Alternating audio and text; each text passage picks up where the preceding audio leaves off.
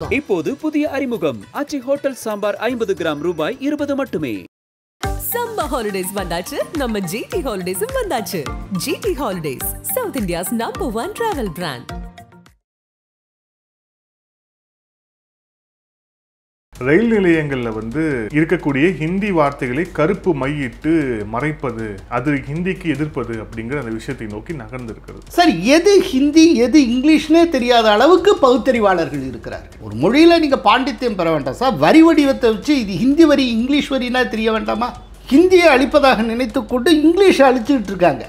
இதன் மூலம் என்ன விதமான ஒரு அறிவாற்றல் மிக்க தலைமுறையை திராவிட மாடல் உருவாக்கி இருக்கிறது அப்படிங்கிறது நமக்கு தெரிகிறது. தனியார் பள்ளி மாணவர்களுக்கு 3 மொழிகளை தெரிந்து கொள்ள ஒரு உரிமை இருக்கும் பொழுது அதே உரிமை ஏழை மாணவர்களுக்கு ஏன் மறுக்கப்பட வேண்டும்? இதுதான் கேள்வி. மும்மொழி கொள்கையால் தமிழகம் சீரழிந்து விடும்னா முதல்வருடைய மகள் நடத்துகிற பள்ளியிலேயே மும்மொழி இருக்கிறதே, அது எப்படி அனுமதிக்கப்படுகிறது? இல்லை, அவங்களுடைய ஸ்போக்ஸ் பர்சன்ஸ் பேசும்போது அது தொழில் அப்படின்னு தான் சொல்கிறாங்க. அதுதான் நான் கேட்குறேன்.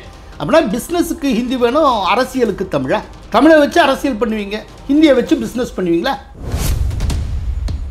கல்வி தரத்தில் நாம் எங்கே இருக்கோம்? கல்வி தரத்தில் ஐஐடி வருஷம் என்ட்ரன்ஸ் நடத்துகிறாங்க. அதில் தமிழ்நாடு ஸ்டேட் போர்ட் சிலபஸில் படித்த ஸ்டூடெண்ட்ஸ் எவ்வளோ பேர் ஐஐடிக்கு வராங்க? ஸ்டேட் போர்ட் சிலபஸ் படி பார்த்தால் தமிழ்நாடு 20வது இடத்துல 15வது இடத்துக்கு பின்னால் இருக்குது. இதில் பெருமைப்படுறதுக்கு என்ன இருக்குது? டிஎம்கே என்ன திராவிட மாடல் தானே? இந்த திராவிட மொழிகளை கற்பித்து ஒரு மாடலாக இருக்க வேண்டியது தானே? யாரும் இந்தியை கற்றுக் கொடுக்க சொன்னால்? தமிழகத்தினுடைய தொகுதிகள் எண்ணிக்கை 39லும் 31ஆக குறைக்கப்படும் அப்படின்னு யார் சொல்லியிருக்கார்? பிரதமர் சொல்லியிருக்காரா? ஹோம் மினிஸ்டர் சொல்லியிருக்காரு? யாருங்க சொன்னா? என்னமோ இவங்களா திடீர்னு தேவைப்பட்ட நேரத்தில் ஒரு பூச்சாண்டி அப்படி கிளப்புறது, அவர்கள் தேவையை நிறைவடைந்ததுக்கு பிறகு திரும்ப அமைதியாகிக் கொள்வது. நீட்டு விஷயத்தில் இப்படி தானே பண்ணாங்க. நாங்கள் வந்தால் நீட்டை இது பண்ணிடுவோம் அப்படின்னு. இன்னைக்கு வரைக்கும் அப்புறம் நீட்டையே பேசலை. அந்த நீட்டை ஒழிப்பதற்கான ரகசியத்தை இப்போ வரைக்கும் சொல்ல மாட்டேங்கிறாங்க. ஒருங்கிணைந்த அதிமுகங்கிறது என்னங்க? அதிமுக 2ஆக உடஞ்சிருந்தா சேரணும், சேர்ந்தா ஒருங்கிணைந்த அதிமுக. அவங்கள்ட்ட பல தடவை சொல்கிறேன், திரும்ப சொல்கிறேன். இந்த சசிகலா, தினகரன், ஓபிஎஸ் இவங்கெல்லாம் பெரிய பொலிட்டிக்கல் ஃபோர்ஸாக நினைக்கல சார், இம்பார்ட்டன்ட் பர்சனாலிட்டிஸ், அவ்வளோதான். ஒரு முக்கிய பிரமுகர்கள், அதிமுகவிலிருந்து வெளியேற்றப்பட்ட ஒரு முக்கிய பிரமுகர்கள். பெரிய அரசியல் சக்தியெல்லாம் ஒன்றுமே கிடையாது. வேட்பாளர்களை ஃபிக்ஸ் பண்ணுறதுக்கு கட்சிக்கு இந்த ஜாதி பயன்பட்டுருக்கே ஒழிய வாக்களிப்பதற்கு மக்களுக்கு பயன்பட்டதில்லை. நான் ஒன்று கேட்குறேன், மதுரையில் முக்குலத்தூர் அவ்வளவு அதிகம். மதுரையில் முதலிடம் பிடித்த வெங்கடேசன் தெலுங்கு பேசுகிற நாயுடு கம்யூனிட்டியை சார்ந்தவர். 2வது இடம் பிடிச்ச பிஜேபியுடைய சீனிவாசன் தெலுங்கு பேசுகிற ரெட்டியார் சமூகத்தை சார்ந்தவர். 3வது இடம் பிடிச்ச டாக்டர் சரவணன் தான் முக்குலத்தூர். என்ன சார் ஜாதி இருக்குது? எனக்கு சொல்லுங்க நீங்கள். ஆதன் நேயர்களுக்கு அன்பு வணக்கம். இன்றைய சிறப்பு நேர்காணலில் நம்முடன் இணைந்திருக்கிறார் மூத்த பத்திரிகையாளர் கோலாலர் சீனிவாஸ் அவர்கள். சார் வணக்கம். வணக்கம். திமுக வந்து இந்த மும்மொழி கொள்கை சம்பந்தமாக மும்மொழியை ஏற்க முடியாதுன்னு ஒரு மிகப்பெரிய போராட்டத்தை வந்து முன்னெடுத்து இப்போ அந்த போராட்டம் வந்து 2ஆம் கட்டத்தை நோக்கி நகர்ந்திருக்கிறது. ரயில் நிலையங்களில் வந்து இருக்கக்கூடிய ஹிந்தி வார்த்தைகளை கருப்பு மையிட்டு மறைப்பது, அது ஹிந்திக்கு எதிர்ப்பது அப்படிங்கிற அந்த விஷயத்தை நோக்கி நகர்ந்திருக்கிறது. ஸோ வந்து நாளுக்கு நாள் இந்த போராட்டம் தீவிரமடையுது. அதுக்கு நடுவில் முதலமைச்சரும் வந்து தொகுதி மறைவரையில் தமிழகம் பாதிக்கப்பட வாய்ப்பு இருக்குது அப்படின்ட்டு இன்னும் 2வது போராட்டத்துக்கான ஒரு லீடையும் வந்து பிச் பண்ணியிருக்காரு அப்படிங்கிறத பார்க்குறோம். இப்போ இந்த விஷயம் அப்படிங்கிறது எந்த மாதிரியான ஒரு எதிர்விளைவுகளை ஏற்படுத்தும்னு நினைக்கிறீங்க? முதல்ல இப்போ மும்மொழின்னு இருக்காங்க, திரும்ப ஹிந்தி எழுத்து அழிக்கிறது, இதெல்லாம் 70ஸ்லேருந்து அதே காலகட்டம். திரும்பவும் இந்த 70களை நோக்கி தமிழகத்தை தள்ளுவதுங்கிற ஒரு ஐடியாவுக்கு வந்திருக்காங்க. இதில் ஒரே ஒரு முக்கியமான ஒரு மாற்றம் ஒன்று இருக்குது. என்னென்னா, 70களில் 60களில் நடந்த போராட்டத்துக்கும் இதுக்கும் ஒரு முக்கியமான வித்தியாசம் இருக்குது. அது ஹிந்தி திணிப்பு எதிர்ப்பு போராட்டம், இல்லாட்டி ஹிந்தி எதிர்ப்பு போராட்டம்னு இருந்தது. இப்போ இவங்க என்ன சொல்கிறாங்கன்னா மும்மொழி எதிர்ப்பு போராட்டம் அப்படிங்கிறாங்க. ஹிந்தி திணிப்பு எதிர்ப்புன்னு சொல்லலை. இவங்க நடத்தின கண்டன ஆர்ப்பாட்டத்துக்கு கூட மும்மொழி எதிர்ப்பு கண்டன ஆர்ப்பாட்டம் அப்படின்னு தான் சொல்லியிருக்காங்க. ஸோ இதுலேருந்து ஒரு விஷயம் என்ன அப்படின்னா, உண்மையில் ஹிந்தி திணிக்கப்படவில்லை அப்படிங்கிறது தெளிவாகிறது. ஹிந்தி நேரடியாக திணிக்கப்பட்டிருந்தால் ஹிந்தி எதிர்ப்புனே நடத்தலாம். ஸோ ஹிந்தி திணிக்கப்படலை அப்படிங்கிறத டிஎம்கே ஒப்புக்கொண்டு இருக்கிறது. இது ஒரு விஷயம். இன்னொன்று, இந்த மாதிரியான அந்த போராட்டம் ஹிந்தியில் மொழி பலகையை பெயர் பலகையை அழிப்பது, அதில் வந்து இந்த பகுத்தறிவாளர்களுடைய அறிவாற்றலும் வெளிப்படுது. இப்போது கடையநல்லூர் பக்கத்தில் அங்கே இருக்கக்கூடிய ரயில் நிலையத்தில் வந்து அழிக்கிறாங்க. அழிக்கிறதுனா அவங்க கருப்பு பெயிண்ட்டை வச்சு இங்கிலீஷ் எழுத்து அழிச்சிக்கிட்டு இருக்காங்க. சார், எது ஹிந்தி எது இங்கிலீஷ்னே தெரியாத அளவுக்கு பகுத்தறிவாளர்கள் இருக்கிறார்கள். ஒரு மொழியில் நீங்கள் பாண்டித்யம் பெற வேண்டாம் சார், வரி வடிவத்தை வச்சு இது ஹிந்தி வரி இங்கிலீஷ் வரினா தெரிய வேண்டாமா? ஹிந்தியை அழிப்பதாக நினைத்து கொண்டு இங்கிலீஷை அழிச்சிக்கிட்டு இருக்காங்க. இதன் மூலம் என்ன விதமான ஒரு அறிவாற்றல் மிக்க தலைமுறையை திராவிட மாடல் உருவாக்கி இருக்கிறது அப்படிங்கிறது நமக்கு தெரிகிறது. இதெல்லாம் நிறைய எக்ஸ்போஸ் ஆகிட்டு இருக்கு. சரி, இது ஒரு பக்கம். இதெல்லாம் சைட்லைட்ஸ், அதுக்காக சொல்கிறேன். இப்போது மும்மொழியை எதிர்க்கிறோம்னு இது மட்டுமே சொல்லிகிட்டு இருக்காங்க. ஏன் எதிர்க்கிறீங்க? என்ன பிரச்சனை? ஏன் எதிர்க்கணும்? தனியார் பள்ளியில் இருக்கக்கூடிய மாணவர்களுக்கு மும்மொழிகளை படிக்கிற வாய்ப்பு கிடைக்குது. சரி, அதே வாய்ப்பு ஏன் அரசு பள்ளி மாணவர்களுக்கு மறுக்கப்பட வேண்டும்? இதுதான் கேள்வி. இங்கே மும்மொழி வேண்டும் அப்படின்னு சொல்கிறது உண்மையில் அரசு பள்ளி சாதாரண ஏழை மாணவர்களுக்கான உரிமை குரலாக வெளிப்படுகிறது. தனியார் பள்ளி மாணவர்களுக்கு 3 மொழிகளை தெரிந்து கொள்ள ஒரு உரிமை இருக்கும் பொழுது அதே உரிமை ஏழை மாணவர்களுக்கு ஏன் மறுக்கப்பட வேண்டும்? இதுதான் கேள்வி. மும்மொழி கொள்கையால் தமிழகம் சீரழிந்து விடும்னா முதல்வருடைய மகள் நடத்துகிற பள்ளியிலேயே மும்மொழி இருக்கிறதே, அது எப்படி அனுமதிக்கப்படுகிறது? அது எப்படி அந்த தொழிலுக்காக கூட அதை செய்யலாமா? இல்லை, அவங்களுடைய ஸ்போக்ஸ் பர்சன்ஸ் பேசும்போது அது தொழில் அப்படின்னு தான் சொல்கிறாங்க. அதுதான் நான் கேட்குறேன். அப்படின்னா பிஸ்னஸுக்கு ஹிந்தி வேணும், அரசியலுக்கு தமிழா? தமிழை வச்சு அரசியல் பண்ணுவீங்க, ஹிந்தியை வச்சு பிஸ்னஸ் பண்ணுவீங்களா? 2 பக்கம் ஈல்டு மகசூல் கிடைக்குமா? இது நல்லா இருக்கே, சூப்பர். ஏங்க, நீங்கள் ஒரு முக்கியமான ஒரு சித்தாந்தத்தை, ஒரு முக்கியமான கொள்கையை முன்னெடுக்கிறீங்கன்னா அங்கே உங்கள் வாழ்க்கையுடைய சகல பகுதிகள்லேயும் அந்த கொள்கை இருக்கணும்லங்க. இந்த கொள்கையை நான் தொழிலுக்குன்னா இந்த கொள்கைக்கு எனக்கு சம்பந்தம் இல்லைங்க, அரசியல் வந்தால் தான் இந்த கொள்கைக்கு எனக்கு இப்படி சொல்லுவீங்களா? சரி, நான் கேட்குறேன், தொழிலுக்கு ஹிந்தி, அரசியலுக்கு தமிழ்னா இப்போ படிக்கிற மாணவர்கள், சேர்க்கிற பெற்றோர்கள், இவர்களில் ஏராளமான பேர் அரசியலுக்கு அப்பாற்பட்டவர்கள். இப்போ அவர்களுக்கு அந்த வாய்ப்பு இருக்க வேண்டாமா? உண்மையில் திணிக்கப்பட்டது மும்மொழியே கிடையாது, திணிக்கப்பட்ட இருமொழி கொள்கை. இப்போ எனக்கு இருமொழி கொள்கை தான் வேணும், அதுக்கு மேலே படிக்க முடியாது நான் சொல்லியிருக்கேனா? இங்கே இருக்க பேரண்ட்ஸ் யாராவது சொன்னாங்களா? கடந்த அரை நூற்றாண்டு காலத்துக்கு மேலே தமிழுடைய தலையில் இருமொழி கொள்கை என்பது திணிக்கப்பட்டது. அது திணிச்சதால இங்க நல்லது நடந்திருக்கு. நம்மளுடைய பிள்ளைகள் வெளிநாடு இங்கிலீஷ் நல்லா பேசுறாங்க அப்படி இன்னொரு வார்த்தை. யார் இங்கிலீஷ் பேச? இப்பதான் சொன்னேன், கடையனூர்ல இங்கிலீஷ் எது ஹிந்தி எதுன்னே தெரியாம இங்கிலீஷ் அழிச்சுட்டு இருந்தாங்க. இல்ல, அது நீங்க இப்படி ஒரு தலைமுறையை உருவாக்கிட்டு என்ன? இல்ல, அது திமுக காரங்க. அவங்க திமுக காரங்களுக்கு ஒன்றும் தெரியாதுன்னு சொல்ல வரீங்க? இல்ல இல்ல இல்ல, நீங்க ரொம்ப ஒரு ஆபத்தான பகுதியை தொடுறீங்க. இல்ல சார், திமுக காரங்களுக்கு ஒன்றும் தெரியாதா சார்? அவர்களே உள்ளடக்கி தானே சார் பேசிட்டு இருக்கோம். இல்ல, நம்ம சொல்றது மாணவர்கள். திமுக காரங்களை விடுங்க, அவங்க மாணவ பருவத்தை கடந்து தானே சார் இப்போ ஹிந்தி எழுத்துன்னு நினைச்சிட்டு இங்கிலீஷ் அழிக்கிற அளவுக்கு வந்திருக்காங்க. அவர்கள் மாணவர் பருவத்தையே கடக்காமல் டைரெக்டாக பிறக்கிறப்பவே ஒரு வாலிப இதில் பிறந்துட்டாங்களா சார்? மாணவ பருவத்தை கடந்து தானே சார் வந்திருக்காங்க. இந்த விதமான தலைமுறையைத்தானே சார் நம்ம உருவாக்கி வச்சுருக்கோம். இன்றைக்கி கடைசியில் ஒரு 2 கட்ட தலைமுறையை உருவாக்கிட்டோமே சார். என்னுடைய குழந்தைக்கு தமிழில் எழுதவே தெரியாது, எதுவும் செய்ய தெரியாது, இங்கிலீஷில் தான் படிப்பான் பேசுவாங்கிறது பெருமையாக சொல்லக்கூடிய ஒரு தலைமுறையை உருவாக்கி வச்சுருக்கோம். இன்றைக்கி இருக்கிற குழந்தைக்கு தமிழ் பிழையின்றி எழுத தெரியலை. சரி, அதுக்காக இங்கிலீஷில் அபாரமான பாண்டித்யம் இருக்கானா அதுவும் தெரியலை. இங்கிலீஷை எம்ஏ படித்தவங்கள்ட்ட ஒரு கட்டுரை எழுத சொன்னால் ஒரு பக்கத்துக்கு 25 கிராமட்டிக்கல் எரர்ஸை என்னால் காட்ட முடியுது. இப்போ என்ன விதமாக நம்ம தயாரிச்சிட்டோம்? இல்லை பெருமைப்படுறதுக்கு என்ன இருக்குது? கல்வி தரத்தில் நாம் எங்கே இருக்கோம்? நீங்கள் கல்வியினுடைய பரப்பளவு இருக்குல்ல, அந்த கல்வியை கடைக்கோடி வரைக்கும் கொண்டு போய் சேர்த்து இதை வச்சு சொல்லிகிட்டு இருக்காங்க. அதே நேரத்தில் கல்வி தரத்தில் ஐஐடி வருஷம் என்ட்ரன்ஸ் நடத்துகிறாங்க. அதில் தமிழ்நாடு ஸ்டேட் போர்ட் சிலபஸில் படித்த ஸ்டூடெண்ட்ஸு எவ்வளோ பேர் ஐஐடிக்கு வராங்க? ஸ்டேட் போர்ட் சிலபஸ் படி பார்த்தால் தமிழ்நாடு 20வது இடத்துல 15வது இடத்துக்கு பின்னால் இருக்குது. பெங்காலி ஸ்டேட் போர்ட் சிலபஸ்ஸு, அதுவும் குறிப்பாக Andhra and Telangana state board syllabus அவ்வளோ பிரமாதமாக ஷைன் பண்ணுறாங்க. பீகார் ஸ்டேட் போர்ட் சிலபஸ் அவ்வளோ பிரமாதமாக ஷைன் பண்ணுறாங்க. சிபிஎஸ்சி வழக்கம் போல் ஷைன் பண்ணிகிட்டு இருக்கு. ஐசிஎஸ்சி சிலபஸ் நல்லா ஷைன் பண்ணுறாங்க. தமிழ்நாடு இங்கே ஃபார் பாட்டத்தில் இருக்குது. நீங்கள் கல்வித்தரத்தில் என்ன உச்சத்தை தொட்டு இல்லை பெருமிதம் பண்ணுறதுக்கு என்ன இருக்குன்னு எனக்கு புரியலை. நீங்களாவே இன்ஸ்ட்ரக்ஷன் கொடுக்கறது திருத்துறப்போ இந்த அளவுக்கு வந்தாலும் ஃபுல் மார்க்கு கொடுத்துடலாம் அப்படின்னு இவர்களாகவே புழகங்கீதமாக எல்லாருக்கும் பாசம் போட்டு விட்டுறது. அத்தனை பேருக்கும் முன்னால் வந்து ஸ்டேட் ஃபஸ்ட்னால் ஒருத்தங்க இருப்பாங்க 100 பேர் ஸ்டேட் ஃபஸ்ட்டு. இங்கே ஸ்டேட் ஃபஸ்ட்டு வாங்குகிற இவங்கள்லாம் வந்து ஒரு மிக முக்கியமான ஒரு மேத்தமேட்டிக்ஸ் ஒலிம்பியாடு இந்த மாதிரியான ஒரு இல்லாட்டி அகில இந்திய அளவிலான ஒரு போட்டி தேர்வு பண்ணால் எந்த இடத்துல இருப்பாங்க? அப்படிலாம் இருந்திருந்தால் ஸ்டேட் போர்ட் சிலபஸில் படித்தவங்க எத்தனை பேர் ஐஐடியில் வந்திருக்கணுமே. ஐஐடியில் ஒன்றுமே ரிஃப்ளெக்ட் ஆகலையே சார். சார் ஒரு டேலண்ட் ஐலண்ட்னு சொல்லப்படக்கூடிய மிக முக்கியமான தொழில்நுட்ப கல்லூரிகள் இந்த ஐஐடி இந்த மாதிரி அதிலெல்லாம் இந்த தமிழ்நாடு ஸ்டேட் போர்ட் சிலபஸில் படித்தவங்களுடைய எண்ணிக்கை எவ்வளவு? அதுக்கான ஸ்டாட்டிஸ்டிக்ஸை வெளியிட சொல்லுங்கள். கல்வித்தரத்தை பார்ப்போம்.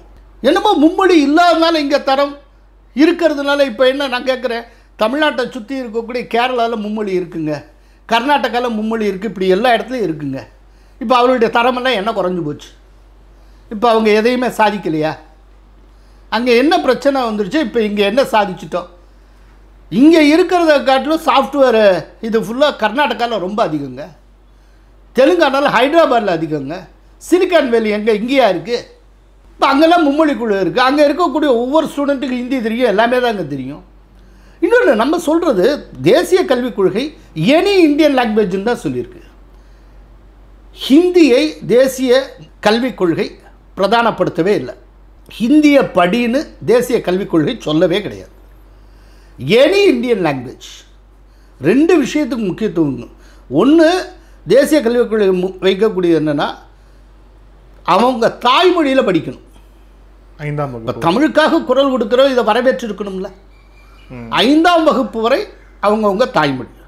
மாநில அரசு விரும்பினால் 8ஆம் வகுப்பு வரைக்கும் கூட அவர்களை தாய்மொழியில் படிக்க சொல்லலாம் அப்படின்னு இது வந்து கட்டாயமாக்கப்பட்டிருக்கு.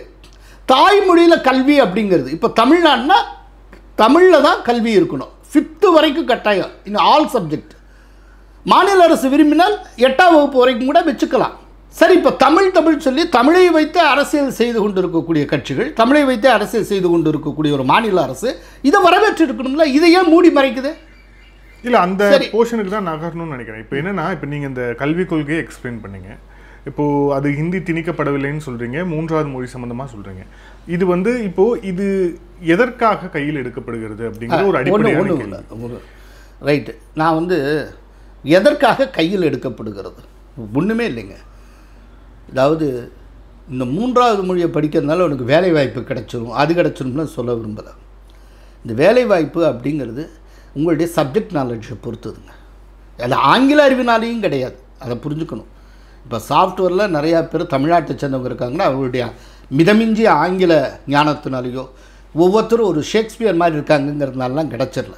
எனக்கு தெரியும் எவ்வளவோ சாஃப்ட்வேர் பீப்புளுக்கு வந்து அவங்க தொழிலுக்கு தேவையான அளவுக்கு தான் இங்கிலீஷே தெரியும், அதை தாண்டி பெருசாகவும் தெரியாது.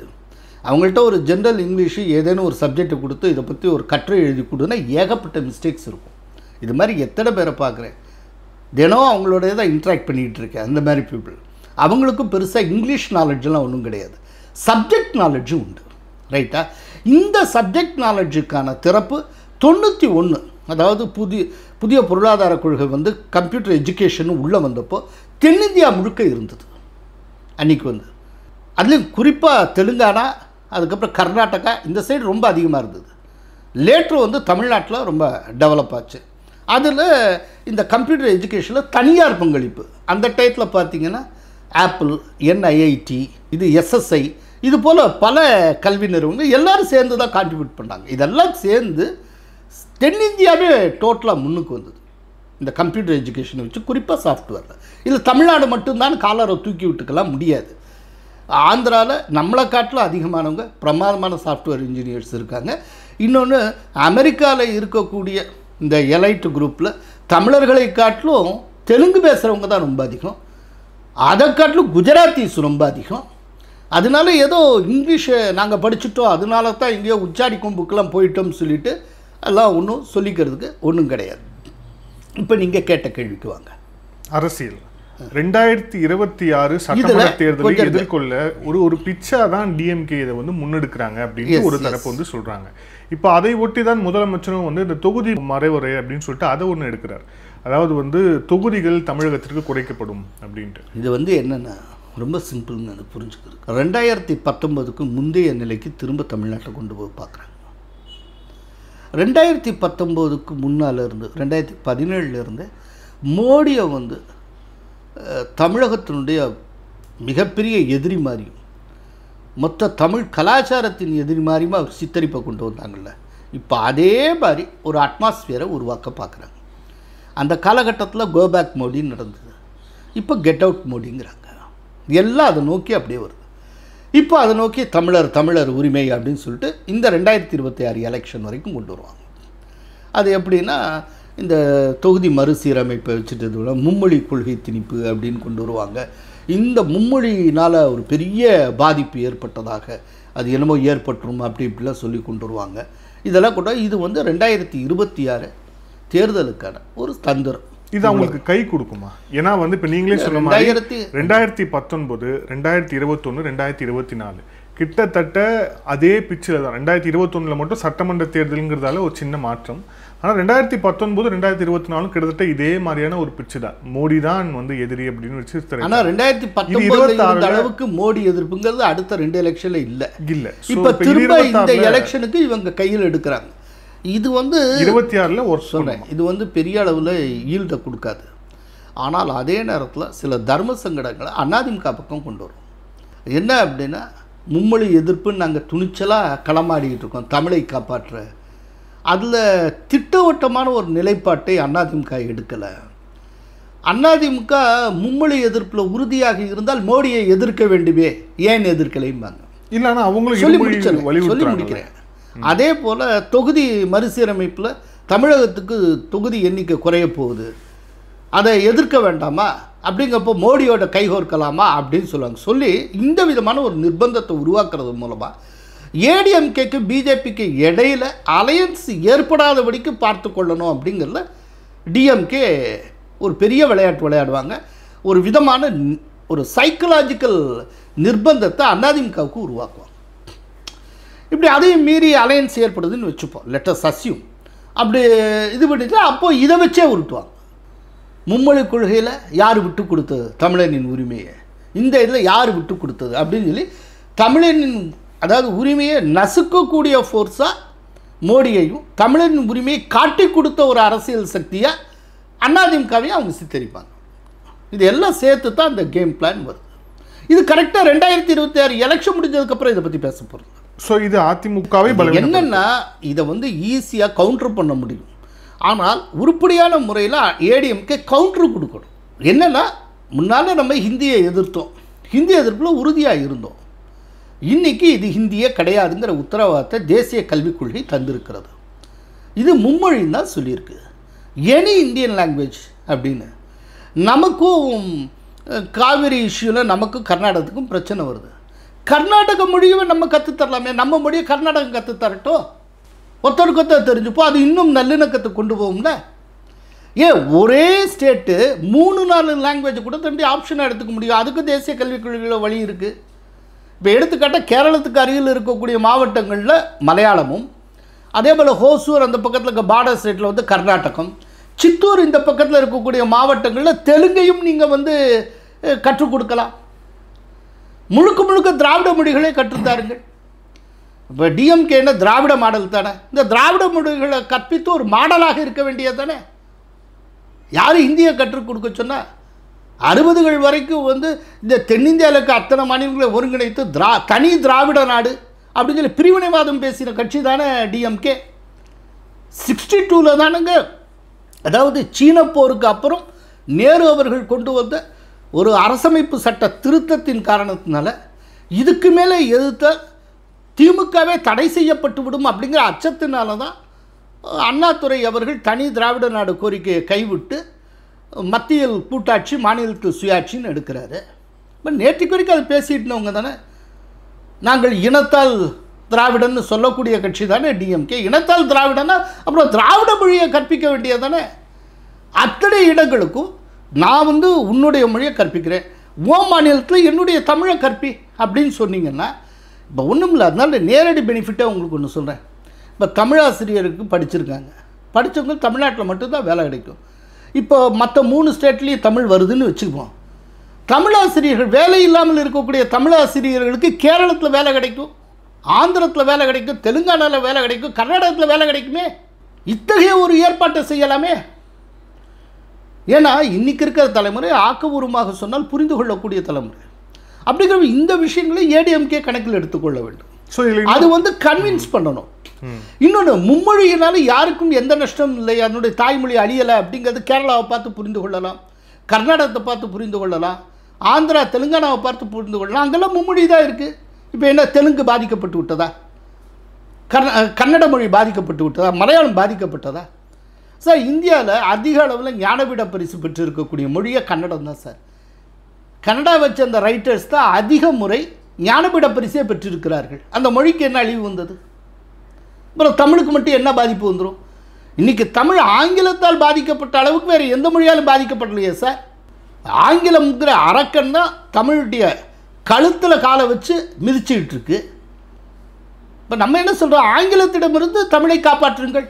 இல்லை, இந்த அரசியல் ரீதியாக சொல்லும்போது ஒரு விஷயம் சொன்னீங்க, திமுக இதை வந்து கையில் எடுக்கிறாங்க அப்படிங்கிற போது இது வந்து அதிமுகவும் பாஜகவும் கூட்டணி வராமல் இதை தடுக்கக்கூடும் இல்லை அப்படின்னு. அதாவது 2 விஷயம். அப்போ இதில் வந்து இதை கையெடுக்கிறதுக்கான முக்கியமான காரணம் அதிமுகவும் பாஜகவும் கூட்டணி சேர்ந்துடக்கூடாதுன்னு ஒரு காரணம் இருக்கு. அதான் 2 இருக்குது.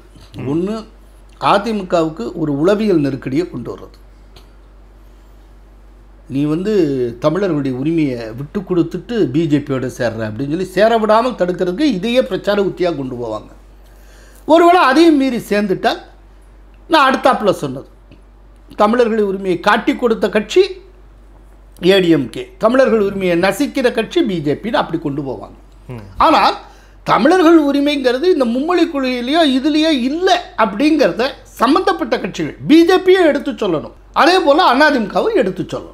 இதில் நீங்கள் சொன்ன அந்த தொகுதி மறுவரையறை அது வந்து உண்மையிலே சீரியஸான இஷ்யூ. அதை வந்து நான் இல்லைன்னு சொல்ல மாட்டேன். மக்கள் தொகையின்படி மறுசீரமைப்பு செய்யப்பட இருக்கிறது. அதன் மூலம் தமிழகத்துக்குன்னு இல்லை, தென்னிந்திய மாநிலங்கள் எல்லாத்துலேயுமே வந்து கொஞ்சம் தொகுதிகள் குறைவதற்கு வாய்ப்பு இருக்கிறது. இப்போ இங்கே வந்து 39 தொகுதி அப்படிங்கிறது 31 அப்படின்னு ஆக்கப்படலாம். இதற்கெல்லாம் வாய்ப்பு இருக்கிறது. ஆனால் இது பற்றின அச்சத்தை ஏற்கனவே சந்திரபாபு நாயுடு வெளியிட்டு இருக்கிறார். இது டிஎம்கே மட்டும்தான் பேசிகிட்டு இருக்குன்னு யாரும் நினச்சிக்க வேண்டாம். இதனால் ஏற்படக்கூடிய பிரச்சனை என்ன அப்படிங்கிறத பற்றி ஏற்கனவே நாடாளுமன்றத்தில் தென்னிந்தியாவை சேர்ந்த மற்ற கட்சி உறுப்பினர்களும் விவாதித்திருக்கிறார்கள். அதில் விவாதிக்கிறப்போ அவங்க என்ன சொல்லியிருக்காங்கன்னா, குடும்ப கட்டுப்பாடுங்கிறத கொண்டு வந்தாங்க, ஃபேமிலி பிளானிங். அதில் ரொம்ப வெற்றிகரமாக இயங்கினது தென்னிந்திய மாநிலங்கள். நாங்கள் வெற்றிகரமாக இயங்கினோம், மக்கள் தொகையை கட்டுப்படுத்தியிருக்கோம்னா அதுக்கு நீங்கள் ரிவார்டு கொடுக்கணும். இப்போ இவ்வளோ தூரம் கட்டுப்படுத்தினதே காரணமாக இது பண்ணி இருக்கிற எக்ஸிஸ்டிங் தொகுதிகளும் குறைப்போம்னு சொன்னால் அது ரொம்ப ஃபெடப்பாயிரும். அது தென்னிந்தியா முழுக்க ஒரு கொந்தளிப்பான சூழ்நிலையை உருவாக்கும். அது தவறு அப்படின்னு.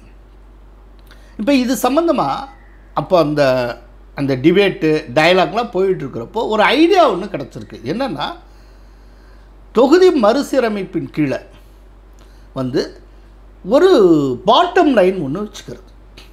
தொகுதி மறுசீரமைப்பின்படி எவ்வளோ குறைக்கிறது எவ்வளோ கூட்டுறது அப்படின்னு வர்றப்போ ஒரு விஷயத்தை வந்து பாட்டம் லைனாக வச்சுக்கிறது. அது என்ன அப்படின்னா, இதை அமல்படுத்துகிற காலத்தில் ஒவ்வொரு மாநிலத்திலும் எவ்வளவு தொகுதிகள் எண்ணிக்கை இருந்ததோ அதற்கு குறையாமல் பார்த்துக்கொள்வது அப்படிங்கிற ஒரு பாட்டம் லைனை வச்சுக்கிட்டு நம்ம பண்ணலாம் அப்படிங்கிற மாதிரி ஒரு கருத்தொற்றுமை எட்டப்பட்டிருக்கு. இன்னும் அது அஃபிஷியலாலாம் சொல்லலை, ரைட்டா? ஏன்னா எந்த ஒரு மாநிலமும் நேற்றுக்கு வரைக்கும் 39 தொகுதி இருந்து திடீர்னு 31 ஆகுது. கர்நாடகத்தில் இவ்வளோ தொகுதி இருக்குது, அதில் 4 தொகுதி குறையுதுன்னா எந்த மாநிலமுமே, இது தமிழ்நாடு இல்லை, எந்த மாநிலமும் இங்கே இருக்காது. இப்போ ஒரு தென்னிந்திய மாநிலத்தில் இப்போ பிஜேபி ஆட்சி செய்யக்கூடிய ஒரு மாநிலமாக ஏதோ ஒன்று இருக்குது அப்படின்னா அந்த மாநிலத்திலே இருக்க மாட்டாங்க யாருமே, எந்த மாநிலமுமே இருக்காது. இது தொகுதி மறுவரையறை அதன் அடிப்படையில் இது பண்ணுறது அப்படிங்கிறது திடீர்னு பிஜேபிக்கு அப்புறம் ஆரம்பமான விஷயம் இல்லை. இது ரொம்ப நாளாக நடந்துக்கிட்டு இருக்கிற ஒரு விஷயம். இல்லை என்னென்னா, இந்த அளவுக்கு வெற்றிகரமாக குடும்ப கட்டுப்பாடு செய்யாத மாநிலங்கள், மக்கள் தொகை அதிகமாக இருக்கிற மாநிலங்கள், குறிப்பாக யூபி, பீகார், அதில் வந்து தொகுதிகள் அதிகமாவதற்கு வாய்ப்பு இருக்கிறது. இப்போ என்ன அப்படின்னா, ஒரு குறைந்தபட்ச உத்தரவாதம் நிச்சயமாக கிடைக்கும் நான் நம்புகிறேன். தமிழகம் உள்பட தென்னிந்திய மாநிலங்களில் இப்போ என்ன எண்ணிக்கை இருக்கோ அது வந்து குறைக்கப்படாது. அந்த உத்தரவாதத்தை மத்திய அரசு தரும்னு நான் எதிர்பார்க்குறேன். ஆக்சுவலாக அது தரணும். ஏன்னா கண்ணுக்கு முன்னால் 39 தொகுதி 31 தொகுதியாக குறைஞ்சதுன்னா அந்த மாநிலம் ஏற்காதில்ல. அப்படின்னா என்ன அர்த்தம்? அந்த மாநிலத்தினுடைய ரெப்ரசன்டேஷன் குறைஞ்சிருதுல்ல. இன்னொன்று, நீங்கள் ரொம்ப ஒரு கண்ணை மூடிட்டு ஒரு மக்கள் தொகையின் அடிப்படையில் லோக்சபா தொகுதிங்கிறதையும் நிர்ணயம் செஞ்சிட முடியாது. எப்படி அப்படின்னாக்கா, ஒரு உதாரணம் சொல்கிறேன். கேரளத்து பக்கத்தில் இருக்கக்கூடிய லட்சத்தீவுகள், லட்சத்தீவுகளில் ஒரு 60,000 பேர் 70,000 பேர் தான் இருக்காங்க. ஆனால் அதுவே ஒரு எம்பி கான்ஸ்டிடுவன்சி. அதே நேரத்தில் மற்ற எல்லா எம்பி கான்ஸ்டிடுவன்சியும் மினிமம் 6 லட்சம் 7 லட்சம் பேர் இருக்காங்க. இப்போ அது 70,000 பேர் தான் இருக்காங்க. இப்போ நீங்கள் மக்கள் தொகை அடிப்படையில் இது பண்ணிங்கன்னா, இப்போ லட்சத்தீவுக்குன்னு தனியாக ஒரு ரெப்ரசன்டேஷனே இல்லாமல் போயிடும். இல்லாட்டி லட்சத்தீவில் ஏதேனும் ஒரு கேரளாவில் இருக்கக்கூடிய ஒரு தொகுதியோடு சேர்த்து அந்த தொகுதிக்குள்ளே லட்சத்தீவு வந்துடும். அப்போ லட்சத்தீவு மக்கள் வந்து எதிர்ப்பாங்க. ஏன்னா அவங்களுக்கான ரெப்ரசன்டேஷன் இல்லாமல் போகுது. இது ஒரு சிக்கலான காரியம். அதனால் இது வந்து எப்படின்னா, ஒரு டிபேட்டுங்கிற லெவலில் இருக்குது. இது பற்றின ஒரு நாடு தழுவிய விவாதம் ஒன்று போயிட்டுருக்கு. இது எப்படி பண்ணணும், என்ன எது சரியாக இருக்கும் அப்படின்ட்டு. இந்த இது முடிஞ்சு ஒரு வயசாக ஒரு முடிவெடுப்பாங்க. இப்போவே வந்து யாரும் அனௌன்ஸ் பண்ணிடல. ஆனால் ஸ்டாலின் என்னமோ அனௌன்ஸ் பண்ணி எல்லாமே முடிஞ்சிட்ட மாதிரி அப்படியே அடுத்த 2வது உரிமை போராட்டம்லாம் என்னமோ ஆரம்பிச்சிருங்க. இப்போ இதன்படி இந்த மறுவரையறையின்படி தமிழகத்தினுடைய தொகுதிகள் எண்ணிக்கை 39 31 குறைக்கப்படும் அப்படின்னு யார் சொல்லியிருக்கார்? பிரதமர் சொல்லியிருக்காரா? ஹோம் மினிஸ்டர் சொல்லியிருக்கார்? யாருங்க சொன்னா? என்னமோ இவங்களா திடீர்னு தேவைப்பட்ட நேரத்தில் ஒரு பூச்சாண்டி அப்படி கிளப்புறது, அவர்கள் தேவையை நிறைவடைந்ததுக்கு பிறகு திரும்ப அமைதியாகிக்கொள்வது. நீட்டு விஷயத்தில் இப்படி தானே பண்ணாங்க. நாங்கள் வந்தால் நீட்டை இது பண்ணிடுவோம் அப்படின்னு. இன்றைக்கு வரைக்கும் அப்புறம் நீட்டையே பேசலை. அந்த நீட்டை ஒழிப்பதற்கான ரகசியத்தை இப்போ வரைக்கும் சொல்ல மாட்டேங்கிறாங்க. இது சும்மா இந்த 2026 தேர்தலுக்கான ஒரு தந்திரம், அவ்வளோ. மத்திய உள்துறை அமைச்சர் அமித்ஷா அவர்கள் கோவை வருகிறார். ஸோ வந்து அது சம்பந்தமாக அதிமுக தலைமையிடம் இந்த கூட்டணி சம்பந்தமான பேச்சுவார்த்தையில் அவர் ஈடுபடக்கூடும் அப்படின்ட்டு வந்து சொல்லப்படுது. ஸோ அது மாதிரியான பேச்சுவார்த்தைகளில் ஈடுபடுமா? ஏன்னா இன்னொரு பக்கம் அதிமுகக்குள்ளேயும் வந்து நிறைய சலசலப்பான சுச்சுவேஷன்ஸ் போயிட்டுருக்கு. இன்னும் செங்கோட்டையனும் எடப்பாடியும் ஒரே மேடையில் வந்து தோன்றாத ஒரு சூழ்நிலையும் இருக்கிறது.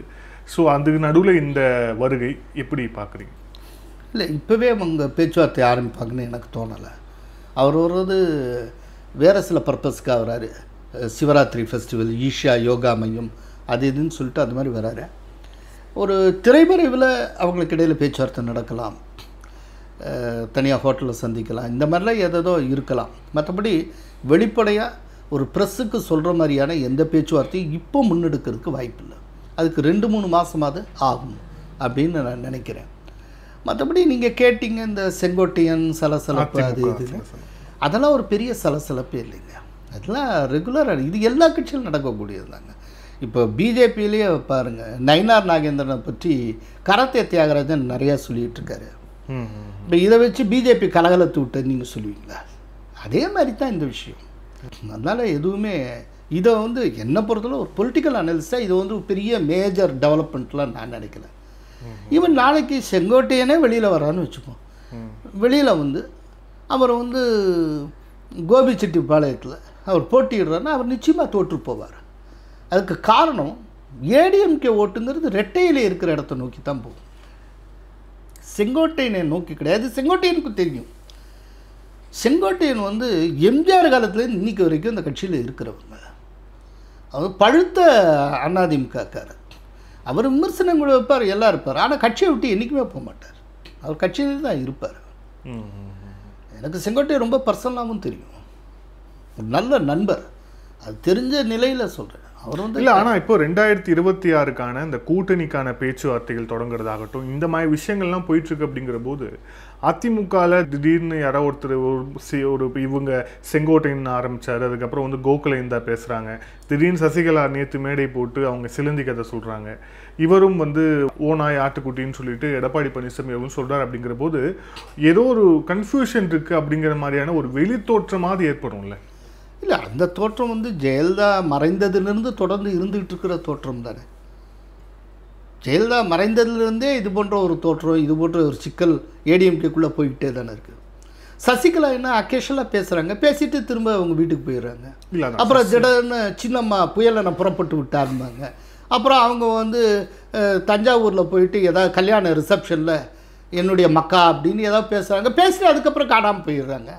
சார், நான் உங்கள்கிட்ட பல தடவை சொல்கிறேன், திரும்ப சொல்கிறேன், இந்த சசிகலா, தினகரன், ஓபிஎஸ் இவங்கெல்லாம் பெரிய பொலிட்டிக்கல் ஃபோர்ஸாக நினைக்கல சார். இம்பார்ட்டன்ட் பர்சனாலிட்டிஸ், அவ்வளோதான். ஒரு முக்கிய பிரமுகர்கள், அதிமுகவிலேருந்து வெளியேற்றப்பட்ட ஒரு முக்கிய பிரமுகர்கள், பெரிய அரசியல் சக்தியெலாம் ஒன்றுமே கிடையாது. எனக்கு அந்த விதமாக அவர்களை பற்றி ஒரு மிகையான பார்வை எப்போதுமே கிடையாது. அதனால் அவங்கள வந்து ஒரு பெருசாக நினைக்கல. அது சசிகலா, ஓபிஎஸ்னுடைய அரசியல் எதிர்காலம் முடிவுக்கு வந்து விட்டதாகவே நான் நினைக்கிறேன். அந்த விஷயத்தில் நான் டிடிவி தினகரனை சொல்லலை, அதையும் ஞாபகத்தில் வச்சுக்கணும். ஓபிஎஸ் சசிகலாவுடைய அரசியல் எதிர்காலம் முடிவுக்கு வந்து விட்டது, அப்படித்தான் நான் நினைக்கிறேன். இதுதான் என்னுடைய பார்வை. நான் இந்த 3 பேரை பற்றி எப்போதுமே மிகையாக நினச்சது கிடையாது. அவங்க 3 பேரை சுற்றி ஒரு ஒளிவட்டம் சுற்றிக்கிட்டு இருக்கிற மாதிரி, உங்களை மாதிரி மீடியாக்காரங்க அடிக்கடி அப்படியே கம்பு சுற்றிக்கிட்டே இருப்பீங்க இல்லையா, இது ஒவ்வொரு முறையும் நான் மறுத்திருக்கேன். ஸோ இந்த விஷயத்தில் எடப்பாடியோட நிலைப்பாடு தான் உங்கள் நிலைப்பாடு? ஏன் நிலைப்பாடு, எடப்பாடி நிலைப்பாடு? நான் நிலைப்பாடே எடுக்கலை. நான் ஒரு ஜேர்னலிஸ்ட், நான் என்ன நிலைப்பாடு எடுக்கிறேன்? நான் என்ன கட்சியாக நடத்திக்கிட்டு இருக்கேன்? எடப்பாடி நிலைப்பாடுங்கிறதே இல்லைங்க, அந்த கட்சி நிலைப்பாடுங்க. ஓபிஎஸ் எதில் வெளியேற்றப்பட்டார்? பொதுக்குழுவில் வெளியேற்றப்பட்டார், ரைட்டா? அந்த பொதுக்குழுலேருந்து அவர் வெளியேறாரு. 2000 பேருக்கு மேலே இருக்க பொதுக்குழுவில் அவர் கூட 3 பேர் போனாங்க. அதுதான் ஓபிஎஸ் செல்வாக்கு, அதுதானுங்க ஓபிஎஸ் செல்வாக்கு. 2000 அவர் அதுக்கு முன்னால் வரைக்கும் நம்பர் 1 இருந்தவர் தானுங்க. 2000 பேர் கூடியிருக்கிற இடத்துலேருந்து ஓபிஎஸ் கோவிச்சுட்டு வெளியில் போகிறேன்னா ஒரு 1000 பேர் வெளியில் போக வேண்டாம், எண்ணி 3 பேரில் அங்கே போனாங்க. அவருடைய செல்வாக்கு என்னங்க? ஆமாம், உங்களுடைய சக பத்திரிகையாளர்களாக இருக்க ஒரு சிலர்லாம் இருக்காங்க இல்லையா, நான் பேரை குறிப்பிடாமல் கேட்குறேன். அவங்களாம் சொல்லும்போது என்ன சொல்கிறாங்க, இவங்க 3 பேர் வந்து, அதாவது ஒருங்கிணைந்த அதிமுக அப்படிங்கிறது 2026 தேர்தலை அதிமுக தலைமையில் சந்திப்பதற்கு ரொம்ப முக்கியமான விஷயம். இவங்க 3 பேர் இருக்கிறது அப்படிங்கிறது நான் சொல்லிடுறேன், நல்லா புரியுது. தென் மாவட்டத்தில் ஒரு பலம் சேர்க்கும். நான் சொல்கிறேன், இது எல்லாமே மித்துங்க. ஒருங்கிணைந்த அதிமுகங்கிறது என்னங்க? அதிமுக 2ஆக உடஞ்சிருந்தா சேரணும், சேர்ந்தா ஒருங்கிணைந்த அதிமுக. முன்னால் ஜே அணி, ஜா அணின்னு 2ஆக பிரிஞ்சு அவங்க தேர்தலில் போட்டிக்கிட்டாங்க, ரைட்டா? அப்போ வந்து சின்னமே முடக்கப்பட்டிருந்தது. அதுக்கப்புறம் ஒருங்கிணைந்த அதிமுகன்னதும் அதுக்கப்புறம் ரெட்டையில கிடச்சிது, திரும்ப வெற்றி ஆரம்பமாயிற்று. இப்போ நான் என்ன கேட்குறேன், இது ஒருங்கிணைந்த இப்போ ஒருங்கிணையாமல் இருக்கா? ஒருங்கிணையாமல் இந்த அதிமுக இருந்தால் எப்படி அதுக்கு ரெட்டையிலை சின்னம் இருக்குது? கட்சியை உடையிலைங்க, கட்சியை இன்டாக்ட் அப்படியே தானங்க இருக்குது. சசிகலா, ஓபிஎஸ், டிடிவி தினகரன் நீ சேர்க்க வேண்டாம், ஏன்னா அவர் தனி கட்சி ஆரம்பிச்சிட்டாரு, அதனுடைய தலைவராக இருக்கார், விட்டுருங்க. ஓபிஎஸ், சசிகலாங்கிற 2 தனிநபர்கள் வெளியேற்றப்பட்டு இருக்கிறார்கள்ங்க. கட்சி வெளியேற்றி இருக்கிறது, பொதுக்குழு வெளியேற்றி இருக்கிறது, 2 தனிநபர் தானே. இல்லைன்னா ஒருங்கிணைந்தங்கிறதுக்கு என்ன இருக்குது? ஸோ அதிமுக வெளியேற்றப்பட்டவங்களை சேர்க்கறதுக்குன்னா வேணா 2 பேரை உள்ளே கொண்டு வந்தான்னு சொல்லலாம். ஒருங்கிணைந்தனா ஏதோ அவர்களுக்கு பின்னால் இந்த ஏடிஎம்கிட்ட பெரும்பகுதி அப்படியே இருக்கிற மாதிரியும் அப்படி என்ன இருக்குது. இன்னொன்று, இந்த தென் தமிழகம் பற்றி இது ஒரு மித்துங்க. இதை நானும் எவ்வளோ தடவை தொண்டை தண்ணி வைத்துறதுனே தெரில. இதோ தென் தமிழகத்தில் இவங்களெலாம் சேர்த்துட்டா அப்படியே அதிமுக உச்சாணி கொப்புக்கு போயிடும் அப்படின்ட்டுங்க. ஜெயலலிதாவோட சசிகலா இருந்த காலத்திலேயே எத்தனையோ தடவை தென் தமிழகத்தில் ஏடிஎம்கே தோற்றிருக்கிறது. அதுக்கு என்ன சொல்ல போகிறீங்க? சரி, அவ்வளவு மிகப்பெரிய ஒரு பொலிட்டிக்கல் ஃபோர்ஸு தென் தமிழகத்தை பொறுத்தளவில் எதனால் டிடிவி தினகரன் தோற்றார்? ஜெயிச்சிருக்க வேண்டியதானே. சரி, அதை விட இன்னொரு கேள்வி, ஓபிஎஸ் முக்குலத்தர் அதிகமாக இருக்கிற ராமநாதபுரத்தில் தான் நின்னார், ஏன் தோத்தார்? சார், நவாஸ் கனிங்கிற ஒரு இஸ்லாமியர் ஜெயிக்கிறார் சார். ராமநாதபுரத்தில் மொத்த ஓட்டர்ஸ் எண்ணிக்கையில் முஸ்லீம்களுடைய ஓட்டர்ஸ் 18% தான் சார்.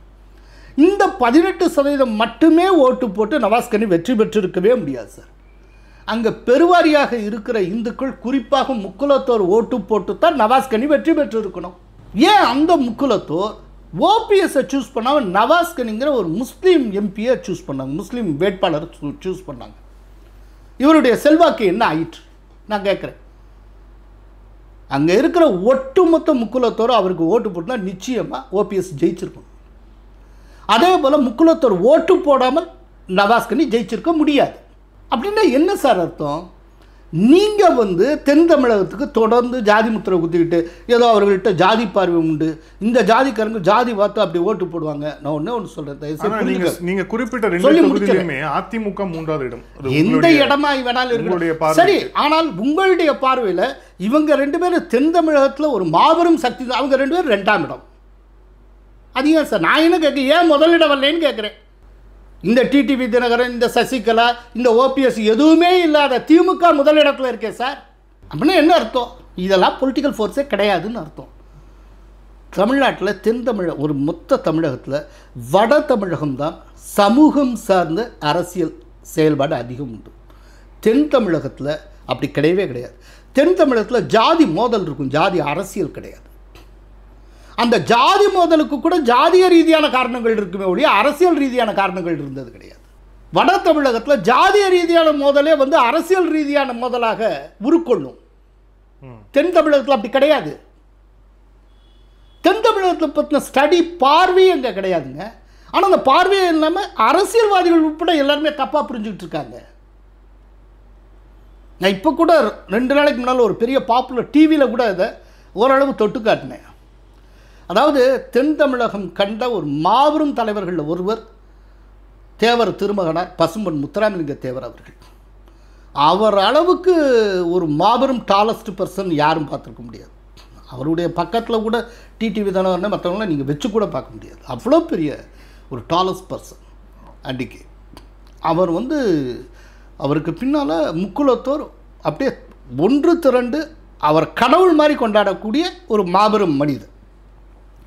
அவருடைய சிலையெல்லாம் நீங்கள் சவுத்தில் போனீங்களா, உசிலம்பட்டி அந்த பக்கம்லாம் பார்க்கலாம். பக்கத்தில் மயில் வாகனம் மாதிரி வச்சுருப்பாங்க. அவர் கடவுளுக்கு சமமானவர். அப்படிப்பட்ட தேவர் திருமகனார் இருந்த காலத்திலேயே உசிலம்பட்டி, முதுகுளத்தூர், கமுதி இப்படி ஒரு சில பாக்கெட்டில் தான் அவருடைய ஃபார்வர்ட் பிளாக் கட்சி வெற்றி பெற்றது. அவருடைய ஹைட்டுக்கு அவருடைய கட்சி வர முடியலை. அந்த காலகட்டத்திலேயே முக்குலத்தோர் மிக அதிகமாக இருந்த தொகுதிகளில் காங்கிரஸ் ஜெயித்தது. இப்போ நீங்கள் சொல்கிறீங்கள்ல, இந்த சமூக ரீதியாக அவர்கள் வாக்குகள் அளிப்பார்கள், தென் தமிழகமே அப்படித்தானே, அதெல்லாம் உண்மையாக இருந்திருந்தால் அன்றைக்கி பிரதான எதிர்க்கட்சியாக ஃபார்வர்ட் பிளாக் இருந்திருக்கணும். தேவர் திருமகனார் இருந்த காலத்திலேயே அந்த மாதிரி இருந்தது கிடையாது.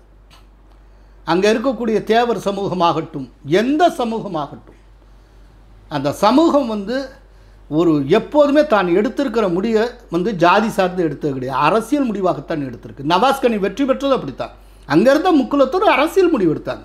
டிஎம்கே சப்போர்ட் பண்ணுறதுன்னு முடிவு எடுத்தாங்க. திமுகவோட ஒட்டிக்கிட்டு இருந்தாங்கன்னா நவாஸ்கனிக்கு ஓட்டு போட்டாங்க. இப்போ நவாஸ்கனிக்கு பதிலாக சம் XRY வேறு யாருன்னாலும் அவர் ஜெயிச்சிருப்பார். அங்கே அரசியல் முடிவு எடுக்கிறாங்க. இதுதான் தென் தமிழகத்தில். எப்போதுமே தென் தமிழகத்தில் நாடார்கள் அதிகங்க. நாடார்களுக்கான அரசியல் தலைமை யாருன்னு உங்களால் சொல்ல முடியுமா? செட்டியார்கள் உண்டு. செட்டியார்களுக்கான அரசியல் தலைமை யாருன்னு சொல்ல முடியுமா? தென் தமிழகத்தில் எப்போது ஜாதி அரசியல் கிடையாது. ஜாதி இருக்கும், ஜாதி அரசியல் இருந்தது கிடையாது. இங்கே தான் வட தமிழகத்தில் சமூகங்களே அரசியலாக மாறி இருக்கு. நீங்கள் வட தமிழகத்துக்கு தென் தமிழகத்துக்குமான மிக முக்கியமான வித்தியாசம், இந்த வித்தியாசமே தெரியாதவங்க தான் ஏதோ தென் தமிழகத்தில் பெரிய ஜாதி இது போய்கிட்டு இருக்கிற மாதிரியும், இந்த ஜாதி அறுப்புறது இவரை சேர்த்துட்டா உடனே எங்கேயோ போயிடலாம், அங்கே போயிடலாம், இங்கே போயிடலாம், இவங்களா ஒரு கற்பனை. அப்படியெல்லாம் ஒன்றுமே கிடையாது. பொதுவாக இந்த ஜாதி அடிப்படையிலான அரசியல் இருக்குல்ல, ஜாதி அரசியல், இது தென் தமிழகத்தை பொறுத்தளவில் ஒவ்வொரு கட்சிக்கும் டு வாட் எக்ஸ்டென்ட் பயன்பட்டுருக்கு அப்படின்னா வேட்பாளர்களை அனௌன்ஸ் பண்ணுறதுக்கு தான் பயன்பட்டுருக்கே ஒழிய வாக்காளர்கள் வாக்களிக்க பயன்பட்டதே கிடையாது. வாக்காளர்கள் எப்போதும் பொலிட்டிக்கலாக தான் டிசைட் பண்ணுறாங்க. ஆனால் அந்த இடத்துல வேட்பாளரை நிற்கிறதுக்கு ஒவ்வொரு கட்சிக்கும் பயன்படும். மதுரை மத்திய தொகுதியாக சரி, யாதவர்கள் ரொம்ப அதிகம், ஒரு யாதவா கேண்டிடேட்டை போடுவோம். மதுரை கிழக்கு தொகுதியாக சௌராஷ்டிரா ரொம்ப அதிகம், ஒரு சௌராஷ்டிரா கேண்டிடேட்டை போடுவோன்னு வேட்பாளர்களை ஃபிக்ஸ் பண்ணுறதுக்கு கட்சிக்கு இந்த ஜாதி பயன்பட்டிருக்கே ஒழிய வாக்களிப்பதற்கு மக்களுக்கு பயன்பட்டது இல்லை. நான் ஒன்று கேட்குறேன், மதுரையில் முக்குலத்தோர் அவ்வளவு அதிகம். மதுரையில் முதலிடம் பிடித்த வெங்கடேசன் தெலுங்கு பேசுகிற நாயுடு கம்யூனிட்டியை சார்ந்தவர். 2வது இடம் பிடிச்ச பிஜேபியுடைய சீனிவாசன் தெலுங்கு பேசுகிற ரெட்டியார் சமூகத்தை சார்ந்தவர். 3வது இடம் பிடிச்ச டாக்டர் சரவணன் தான் முக்குலத்தோர். என்ன சார் ஜாதி இருக்குது எனக்கு சொல்லுங்கள் நீங்கள். அதனால் இது ஒரு மித்துங்க. தொடர்ந்து இந்த மித்தை ப்ரமோட் பண்ணிகிட்டு இருக்கிறதுல மற்றவங்க ப்ரமோட் பண்ணட்டும். அரசியல்வாதிகளுக்கு அரசியல் காரணம் இருக்கலாம், மற்றவங்களுக்கு மற்ற காரணம். பத்திரிகையாளனுக்கு என்ன காரணம் இருக்குது? பத்திரிகையாளோட கடமை இந்த மித்தை உடைக்கிறது தானே. மித்தை ப்ரமோட் பண்ணுறதா பத்திரிகையாளோட காரணம். நன்றி சார். பல்வேறு கேள்வி. Thank you sir. Thank you so much.